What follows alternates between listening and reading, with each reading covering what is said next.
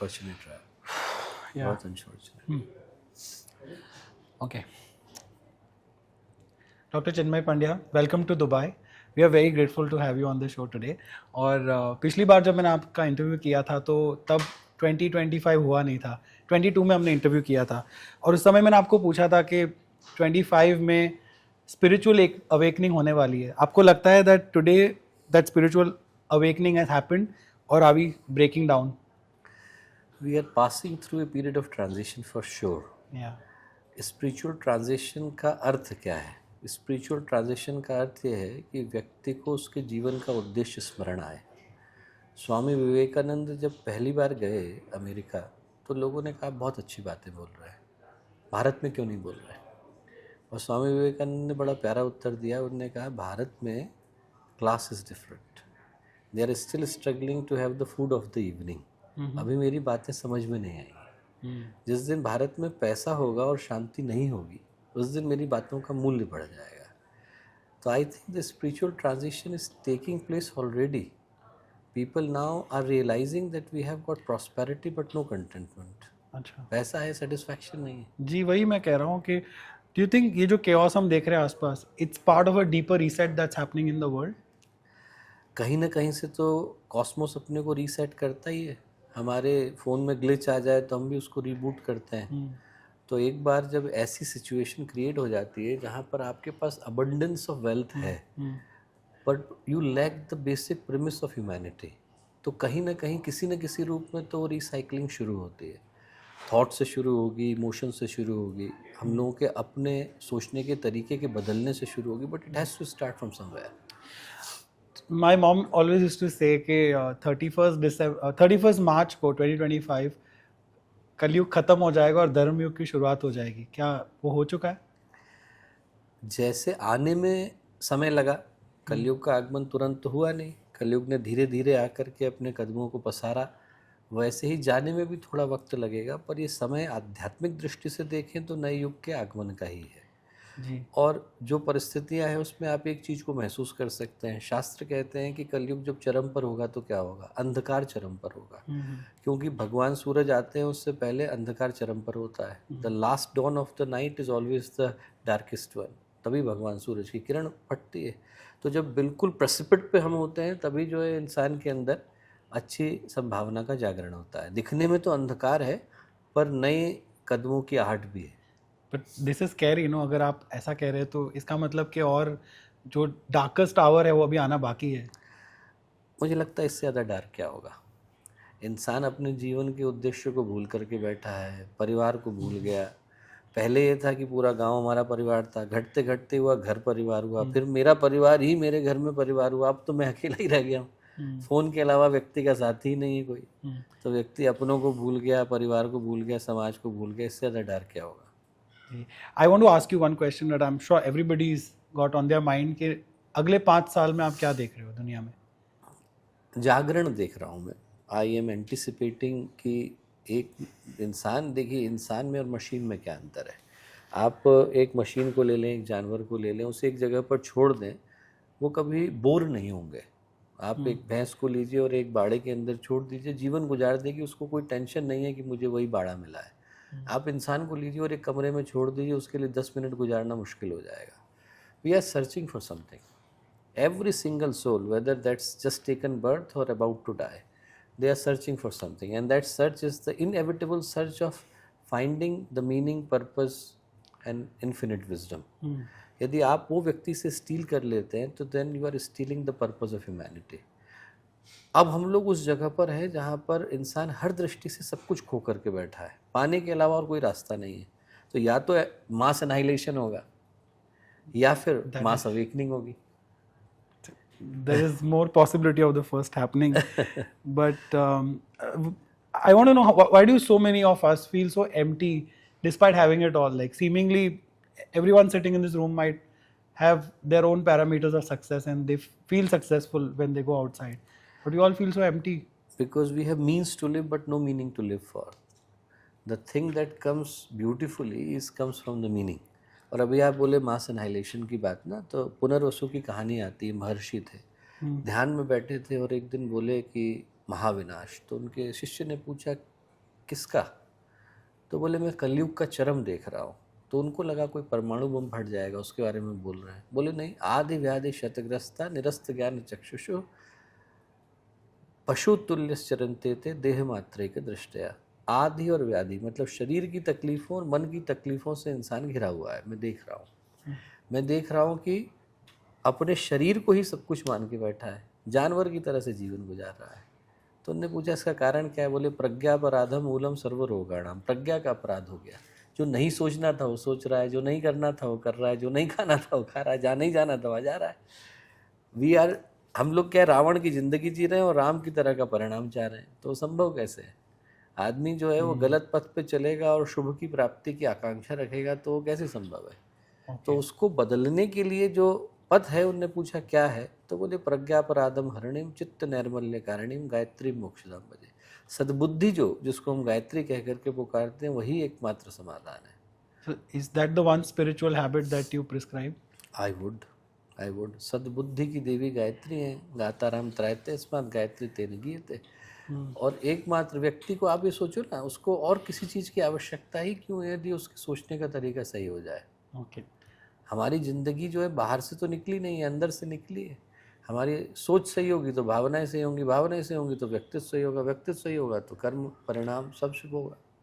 I will talk about the Hiroshima appeal that you recently signed, but uske pehle I just want to touch upon this very disturbing news that came today about the tragic crash of the Air India flight. So, when something like this happens, what should we reflect on? Because it's an immediate loss and you are completely at loss. ऐसी situation में व्यक्ति के हृदय से प्रार्थना निकलती है उन लोगों के लिए जिन लोगों ने अपने शरीर को खोया, और सिर्फ उन्हीं के लिए नहीं, उनके परिवार के लिए, बृहत्तर परिवार के लिए, जो अनेकों लोग उससे प्रभावित होते हैं। ऐसा जरूरी नहीं कि व्यक्ति ब्लड रिलेटिव हो तभी उस दुख को अनुभव करे। हर वो व्यक्ति जो किसी न किसी रूप में उस माध्यम से जुड़ा हो, सभी के लिए बहुत ही ज़्यादा ग्रीफ का समय है। और ग्रीफ का समय दो ही चीज़ें लेकर के आता है। एक तो हृदय में प्रार्थना लेकर के आता है उन लोगों के लिए जिन लोगों को हम लोगों ने खोया, उन परिवारों को जिनने अपनों को खोया, और साथ ही साथ ये भावना लेकर के आता है कि उनके लिए हम लोग कुछ अच्छा कर सके, आने वाली पीढ़ी के लिए सुरक्षित भविष्य दे सकें। तो वो उन लोगों के लिए आहुति होगी जो लोग आज हम लोगों के मध्य में नहीं। Do you think humanity is failing to value the life the way it should? Humanity is failing to value the humanity. Okay. Life से ज़्यादा बढ़ कर के ह्यूमैनिटी है। देखिए, आप ये सोच के देखिए कि हमारी सबसे बड़ी स्ट्रेंथ क्या है। Our biggest strength is the humanity itself. Even if I don't go into the spiritual tenets of it, you go back to 20,000 years ago, anthropologically or evolutionary, जब human beings आए, homo sapiens आए, there were 4 other humanoid species. Cro-Magnon was there, Neanderthal man was there, Davidsonian was there, Homo sapiens were there, Homo erectus was there. Unlike popular belief, Neanderthal man was much more robust, powerful, and much more intelligent. But they did not survive and we survived. Why? Because we had a unique feature of creating a bond out of nowhere. हम एक दूसरे को देखते हैं, मैं भारत से आया, हरिद्वार से आया, आप दुबई में बैठे हैं, पर हमको एक दूसरे के प्रति भावना विकसित करने में क्षण भर का समय लगता है। We immediately create a bond out of nowhere. वो हमारी सबसे बड़ी स्ट्रेंथ थी। और आज के समय में जो खतरा है with all the technological advancement, we are losing the value of humanity. सब चीज़ इतनी आर्टिफिशियल हो गई कि उसके दौड़ में व्यक्ति क्या है, जो चीज़ रियल है उसको भूल के बैठा है। मैं फेसबुक पे 1000 लाइक ले लूँ, असली ज़िंदगी में मुझे बचाने वाले 2 लोग नहीं हो, तो उस लाइक का करूँगा क्या? What is the point? पिछली बार मैंने आपको सोशल मीडिया का सवाल पूछा था तो आपने वो कहानी बताई थी शंकर आचार्य वाली कि कौन, मतलब जो शीप होती है उसको वो ग्वाल होता है, वो कंट्रोल कर रहा है, शीप उसको कंट्रोल कर रही है। तो आज तो 3 साल में सोशल मीडिया और आगे बढ़ चुका है, एआई इतना आगे बढ़ चुका है। आज आपका क्या टेक है इसके ऊपर? अब तो हम लोग बिल्कुल ही उस क्रक्स पर आकर के बैठे हैं जहाँ पर आपको डिसाइड करना और भी ज़्यादा ज़रूरी हो गया है। क्योंकि आर्टिफिशियल इंटेलिजेंस का अर्थ लोग लगाते हैं गूगल के जेमिनाई से या फिर सैमसंग के मेटा से, तो दैट्स नॉट द प्रॉब्लम। वो तो सर्च इंजन है। Problem is the transformer that is supporting all the information, and that is working at a speed of 38.6 petaflops every single possible second, 6 times the speed of human brain. And every single iteration is improving it's intelligence by 3%. तो जिस क्षण को इसको internet से connect किया, and even if you don't want to hear me, you can hear Jeffrey Hinton, the godfather of artificial intelligence, the Nobel Prize winner, and he said that the biggest threat to humanity is the artificial intelligence. And the reason it is because कि हम जिसके साथ ये एक ऐसी race है जिसमें भी सही समय पर चेक नहीं लगाया गया, तो there is nothing would be left apart from losing the race. क्योंकि क्या है, ये स्पीड तो दुनिया के सबसे इंटेलिजेंट व्यक्ति की तुलना में है. एक तो हर व्यक्ति उतना इंटेलिजेंट नहीं है, दूसरा दुनिया का सबसे बड़ा इंटेलिजेंट व्यक्ति होगा, आइंस्टाइन भी होगा, तो सोएगा तो सही, खाएगा तो सही, पिएगा तो सही, आराम तो करेगा. इसको तो आराम भी नहीं करना है, थकना भी नहीं, उबना भी नहीं है, बोर भी नहीं होना है. So you are fighting a race against something that has got all the possibilities. Yes. If there is no check at the right time, जो हम लोग भारत में कहानी कहते हैं ना भस्मासुर की, कि भस्मासुर को बनाया फिर सबसे पहले उन्हीं को सोचना पड़ा जिनने बनाया. जी जी. तो कहीं ऐसा तो नहीं हम ऐसी चीज को बना रहे हो जिसको कंट्रोल कर पाने की सामर्थ्य को हम लोग पहले ही खो चुके हो. जी. I guess that is a very real danger. We all should watch out for it. Finally, आपने जो हिरोशिमा अपील साइन की उसके बारे में बताइए. वो बहुत इम्पॉर्टेंट है, इसलिए इम्पॉर्टेंट है कि पिछले सदी का जो सबसे बड़ा टेक्नोलॉजिकल एडवांसमेंट था, that time was the atomic energy, and what created out of it is everyone is aware of it. तो हिरोशिमा जो है, it saw the tragedy, the biggest tragedy of the last century. और इस सदी का जो सबसे बड़ा डेवलपमेंट है वो एआई है. तो वो गलत हाथों में न चले जाए और उसका गलत परिणाम ना निकल कर के आए, इसलिए उस पर चेक लगाना ज़रूरी है. तो उसमें पहली बार विज्ञान जगत के सभी लोग, माइक्रोसॉफ्ट के हेड वहाँ थे, एनवीडिया के हेड थे, जापान के प्रधानमंत्री थे, और धर्म जगत के सभी लोग. तो हिंदू धर्म का प्रतिनिधित्व मैं कर रहा था, पर सभी जगहों के पोप थे, बाकी सभी बड़े बड़े अथॉरिटीज़ थे, and everyone signed it to create the ethical guidelines that should not only control but restrain the artificial intelligence. Okay. Finally, before I let you go, if anyone has a question and if you want to say anything about Dubai, if you want to give us any message, because we live in a very hyper-connected, hyper world, you know, which is fast-paced. इससे बढ़कर के सौभाग्य नहीं हो सकता. आप सोचिए ना, गीता जो है भगवान ने कहाँ कही? कुरुक्षेत्र के मैदान में कही. बैटल फील्ड के मध्य में अध्यात्म का सबसे बड़ा ग्रंथ निकल करके आया. आप जिस जगह पर हैं वहाँ पर जहाँ धन सबसे ज़्यादा है वहीं पर धर्म सबसे ज़्यादा हो सकता है. तो मुझे लगता है कि जो सबसे बड़ी संभावना है वो आपके पास यही है कि आपको ईश्वर ने, ऊपर वाले ने वो सब कुछ दिया जिसके लिए अदरवाइज़ बाकी के लोग प्रतीक्षा करते हैं या प्रार्थना करते हैं. बस उसके ऊपर सिर्फ थोड़ा उस मनोभाव को विकसित करने की आवश्यकता है जिससे इंसान अपने जीवन का मूल्य समझ सके. और लोग बोलते हैं ना, महाजनों ये न गथा सपंथा, you are the one who are not following the path, you are creating the path, and if your path is the right one, then everyone is supposed to follow it. Thank you. Thank you. If anyone has a question. I just want to elaborate, like you did ask ki why everyone feels empty, but how, what we should do. Yeah, solution. What to the solution.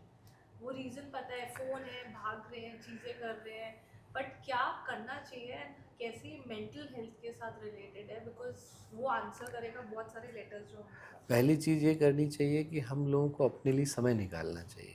हमारी ज़िंदगी जो है बाहर की तरफ को बह रही है. Every single thing that you do is taking you away from your centre. Technology तो इसको और विजिबली नेकेड करके हमको दिखा रही है कि हम क्या कर रहे हैं.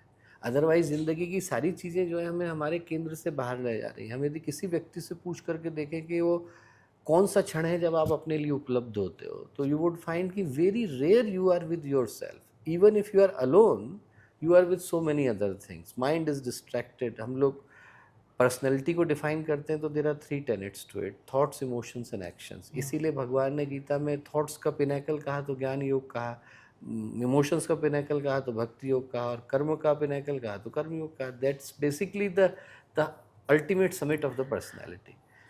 पर हो क्या रहा है कि हम यहीं उपस्थित हैं पर हर जगह बटे हुए हैं. शरीर यहाँ है, मन कहीं और है, भावनाएं कहीं और हैं. We are fractured personalities and fragmented all the time. जब तक उसमें इंटीग्रिटी नहीं आती तब तक हार्मनी संभव नहीं है. समत्वम योगुच्यते, तब तक उसके अंदर से आता नहीं. और उसका जो मूल आधार है वो यही है कि व्यक्ति को सबसे पहले तो अपने लिए समय निकालें. गुरुदेव ने एक बहुत अच्छा चिंतन दिया कि सुबह उठें तो बिस्तर से नीचे उतरने से पहले 10 मिनट बैठें और ये सोचें कि मेरे को आज ही का दिन जीवन जीने के लिए मिला है. एक ही दिन, हर दिन नया जन्म, हर रात नई मौत. और इसी को मुझे अपना बेस्ट देना है। तो हम ये सोचे ही नहीं कि हमें किसी ब्लेसिंग का वेट करना है, हमें सोचे every second is a blessing, we don't have to wait for the other second, क्योंकि किसी को नहीं पता कि अंतिम सेकंड कब है। तो इसलिए ज़्यादा अच्छा है कि हम हर सेकंड को सौभाग्य के साथ जिएं। तो पहला अपने लिए समय निकालें, दूसरा एवरी सेकंड को ब्लेसिंग मान करके जिएं, तीसरा किसी दूसरे के चेहरे पर खुशी ले आए। The moment we become the reason for somebody else to smile, our smile comes back. दूसरे को जो खुशी देता है उसकी खुद की तो मिल ही जाती है, औरों को जितनी मिलती है उससे थोड़ा ज़्यादा ही बढ़ करके मिलती है। तो couple of small things are there, nothing big is there. Confucius said life is simple but we insist to make it complicated.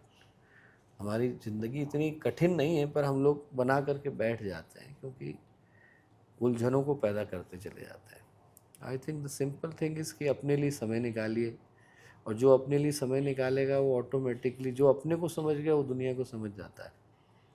किसी और को समझने की ज़रूरत ही नहीं है, फिर आप के अंदर से शांति प्रवाहित होती है। Thank you. क्वेश्चन है, I've read your bio and आपने वैदिक फिलोसफी, आई एम श्योर आपने वैदिक एस्ट्रोलॉजी पे भी टच किया होगा subjects, and we had something called Nalanda university जो डेमोलिश हो गया। तो इसी टॉपिक को के चलते बने मुझे पूछना है आपसे कि to combat depression, to combat emptiness in us, जब हम पहले के ज़माने में जब गुरुकुल हुआ करते थे, I am from Delhi but I'm a Bengali, so my mom, she went to Ramakrishna Mission and वहाँ पे डिसिप्लिन जो हमें पढ़ाए जाते थे, वेद का भी ज्ञान दिया जाता था।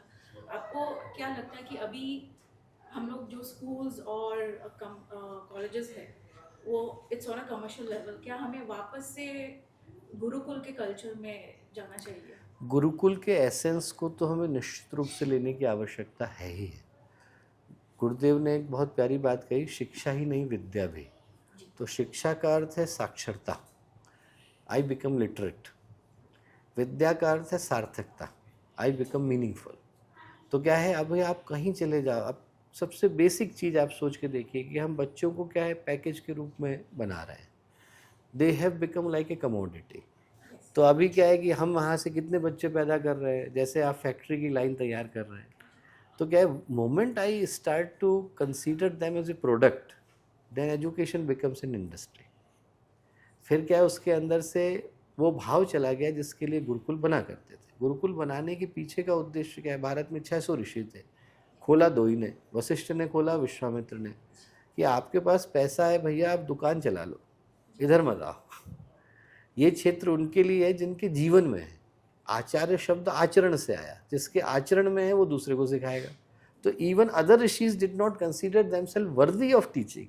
उन्होंने कहा हमारे आचरण में अभी नहीं है, हम दूसरे को नहीं सिखा सकते। और अभी क्या है, पैसा है तो आदमी सबसे पहले यूनिवर्सिटी खोल रहा है। कहानी गलत हो गई ना, हमने उसको दुकान समझ लिया, उसके अंदर के भगवान को विदा कर दिया। तो क्या होगा कि अब जो परिणाम निकल कर के आएगा उसमें बच्चे का क्या दोष है, जिसकी कोई जिम्मेवारी नहीं ले रहा, माता पिता ले नहीं रहे, टीचर ले नहीं रहे, स्कूल ले नहीं रहा, समाज नहीं ले रहा, तो गैर जिम्मेवार बनेगा।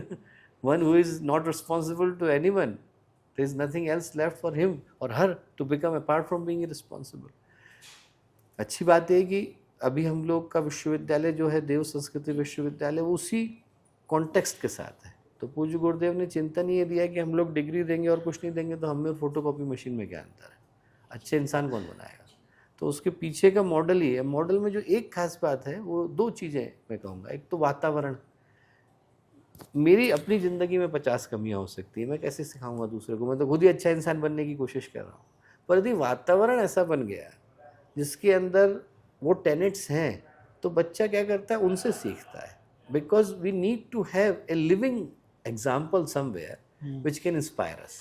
अभी क्या होता है कि आप क्यों नहीं कर सकते, क्योंकि आप क्यूरिकुलम बना दे रहे हैं, पर उस कुरिकुलम का इम्प्लीमेंटेशन तो है नहीं। तो सिर्फ किताबें पढ़ करके तो कोई विवेकानंद नहीं बनता। व्यक्ति जो है उस वातावरण को महसूस करके बनता है। तो वो वातावरण जब वो जी पाता है, महसूस करता है, तो एक तो ट्रस्ट कम्स बैक, उसको ये लगता है कि नहीं ये बातें किताबों के लिए नहीं, असली ज़िंदगी में। और सेकंड इसकी एक हम लोगों का अच्छा एक्सपेरिमेंट रहा कि सोशल कंसेंशियसनेस का, तो सर्विस लर्निंग मॉडल है। बच्चे को एजुकेशन सब्सिडी के हिसाब से है, मतलब उसमें ट्यूशन फ़ी नहीं है, खाना नहीं है, उनको सिर्फ रहने का देना होता है, और वो भी हम लोग आधे से ज़्यादा विद्यार्थियों का माफ़ी करते हैं, पर बदले में उसको 1 महीना समाज में रह कर के काम करना अनिवार्य है। तो जब वो क्या होता है, निःशुल्क समाज सेवा करता है, तो it allows them to develop the value and worth of what they are being taught, and that is the single feature. Community service के जैसे। Community service. I have a question. Now, this is a question that I think universally I've been asking everyone, but still I don't have an answer. Are our actions predestined, or do we make our own actions? Like when we say have कर्म है, हमारे absolutely free will, absolutely free will। देखिए कर्मों के साथ क्या है जो महत्वपूर्ण बात है, पहली बात तो हमने किसको कर्म कहा। संसार की दृष्टि से कर्म तब है जब मैं करता हूँ, अध्यात्म की दृष्टि से कर्म तब भी है जब मैं सोचता हूँ और भावनाएं करता हूँ। तो हमारे इच्छा, भाव और संकल्प ये 3 मिलकर के कर्म करते हैं, और इस दृष्टि में क्या है, अध्यात्म ज़्यादा सही है। क्यों? क्योंकि अध्यात्म की दृष्टि से only I become culpable if I commit a murder, पर अध्यात्म की दृष्टि से जब वो विचार आना शुरू हुआ, I become responsible for it. दूसरी बात जो सबसे महत्वपूर्ण है कि हम संसार में मैनेज करते हैं किसी चीज़ को आउटकम से। अध्यात्म में outcome is not responsible, intention is responsible. मेरी भावनाएं अच्छी थी, परिणाम कुछ भी आया, तभी तो प्रार्थना शुभ कर्म है। और यदि हम ये मान के चले कि करने पर ही कर्म है, तो जो व्यक्ति भगवान न करे उसको क्वाड्रिपैरेसिस हो गई हो, उसके चारों लिम्ब काम नहीं कर रहे हो, तो is he not doing any कर्म, उसकी भावनाएं भी कर्म बनती हैं। तो पहली बात तो वैज्ञानिक दृष्टि से उसका मूल्य ज़्यादा है। दूसरी बात यह है कि वो जो कर्म है वो शुभ बना अशुभ बना किस आधार पर, जो मेरी भावनाएं थी। परिणाम लेकर के आया, परिणाम की जिम्मेवारी व्यक्ति की नहीं है, कॉस्मोस की है। यथा धेनु सहस्रेषु वत्सो गच्छति मातरः तदा यच्च कृतम कर्म कर्तारम अधिगच्छति। जैसे बछड़े को नहीं बताना पड़ता है कि माँ कहाँ खड़ी है, लाखों गायों में ढूंढ लेता है, वैसे ही कर्म अपने कर्ता को ढूंढ लेता है। वो जो कर्म मैंने पहले किया, that is creating the circumstances of today. जो मैं अब कर रहा हूँ, that is creating the future of tomorrow. तो circumstances could be destined, mindset is not destined. And it's Kalyug, so everything you have to go in this. And आपको देखो interesting बात बताओ, ज्योतिष जो है वो फ्यूचर प्रेडिक्शन का नहीं था। केवलम ग्रह नक्षत्रम न करोति शुभाशुभम सर्व आत्मकृतम कर्म लोकवादो भयायति। यहाँ से ज्योतिष शुरू होता है। ग्रह नक्षत्र किसी का अच्छा बुरा नहीं कर रहा है, हमारे कर्म हमारा अच्छा बुरा कर रहा है। But because we are so predictable, we keep repeating ourself. आप सेम सर्कमस्टांसेस दे दो, जो गलती आदमी ने एक बार करी थी वो 100 बार करता है। तो because we have become predictable, the jyotish which is suppose to shed light, ज्योति शब्द आया, shed light on the circumstances. If I know these kind of circumstances I would have क्लेश मूले कर्माशयो जाति, क्लेश मूले कर्माशयो दृष्ट अदृष्ट जन्म वेदनीय, सति मूले तद्विपाको जाति आयु होगा। कि क्लेश के मूल में कर्माशय है, कर्माशय से 3 चीजें मिल रही हैं, जाति मिल रही, आयु मिल रही, भोग। कहाँ जन्म लूंगा, कितना लंबा जीऊंगा, किस तरीके का जीवन होगा, ये 3 चीजें डिटरमिन कर सकता है। पर उसके मध्य में मैं क्या करूंगा, it is absolutely free will. ऐसा है जैसे आपके ट्रैक रिकॉर्ड से आप डायरेक्टर बन गए, भाई आपका 10 साल का है, आपको 10 साल के अनुभव से आपको डायरेक्टर बना दिया कंपनी का। पर हर डायरेक्टर सेम नहीं होगा ना, हर डायरेक्टर अपनी अपनी दृष्टि से काम करेगा। तो that is absolutely free will. वहीं पर हम लोग से ज़्यादा वैज्ञानिक चिंतन शायद ही किसी ने दिया हो कि उस क्षण में मेरे ऊपर पूरा अधिकार है कि मैं उस जीवन को कैसे जीना चाहता हूँ। एक कहानी है भागवत में बहुत प्यारी कि एक व्यक्ति था, राजा था, बहुत अच्छा था। उसको गुरु एक दिन भागे भागे आए, बोले कि ऐसा है कि तू जो है, मैंने आज ही सुबह ध्यान में देखा और तुझे बताना जरूरी समझा। बोले क्या है? बोले आज रात को 12 बजे सांप के काटने से तेरी मृत्यु होगी। तो मैं बता सकता हूँ सांप कहाँ रहता है। उन्होंने कहा ये बताने की जरूरत नहीं, आप ये बताइए कि मेरा कर्म है कि और कोई कारण है। मैं कर्म तुम्हारा है, लौट के आ रहा है। बोले ठीक है। और कोई होता तो इस न्यूज़ से क्या करता कि सांप को मरवाता। उनने कहा नहीं, कर्म मेरा है तो स्वीकार करूँगा। उनने वहाँ से लेकर अपने कमरे तक की सारी व्यवस्था अच्छी बना दी, सांप को जो जो चीज़ों की आवश्यकता थी वो सब कर दिया, सारी तैयारी कर दी, दूध का प्याला रख दिया, जो भी मिथ की दृष्टि से हो सकता है, और ध्यान में बैठ गए। रात के 12 बजे की प्रतीक्षा करने लगे। सांप निकला, कर्म के वशीभूत होकर के चलता चलता आया। रास्ते में उसका मन बदलता गया। जैसे ही पहुंचा वहाँ पर, राजा ने देखा, राजा ने कहा तुम्हारी प्रतीक्षा कर रहा था, काटो और अपने कर्म को विदा करो। सांप ने गोद में सिर रखा और बोला आप वो राजा नहीं हो जिसने मेरा बुरा किया था, you are a different person, return back. हम लोग क्या है, हर क्षण में बदल रहे हैं, we are changing our destiny every single second with every single karma that we do, that is the free will. And is there nazar? हाँ, Is there nazar? लोगों की शुभ और अशुभ भावनाएं तो लगती ही हैं, चाहे हम उसको किसी भी दृष्टि से कहें, उसके लिए जो भी उचित शब्द हो मैं नहीं जानता, पर ये बात तो सही है, we are constantly being influenced by it, affected by it. आप उस इन्वायरमेंट में जाओ जिस इन्वायरमेंट में लोग नेगेटिव हो, डिप्रेस्ड हो, तो हमें छोड़ दो, आप जानवरों को असर होने लग जाता है। जानवर को यदि आप ले जा रहे हो काटने के लिए तो आधा किलोमीटर पहले पता चल जाता है, और अपने ओनर से मिलने के लिए जा रहा हो तो आधा किलोमीटर पहले पता चल जाता है। तो when even animals are affected by it, we are human beings, we are constantly being affected, influenced, impacted by it. And how do you change that? Change yourself. दुनिया जहान के कंकड़ कौन उठाएगा? जूते पहन सकते हैं, बारिश कोई रोक नहीं सकता, छाता लगा सकते हैं। तो हमारा अंतःकरण मजबूत है तो वातावरण प्रभावित नहीं करता है। Our immunity should be strong, we can not change every single bacteria and virus of the world. Vaccine ले लो। वो स्ट्रांग होना चाहिए। थैंक यू डॉक्टर साहब। Thank you, wonderful to talk to you. वो हम लोग की ओर से गिफ्ट है।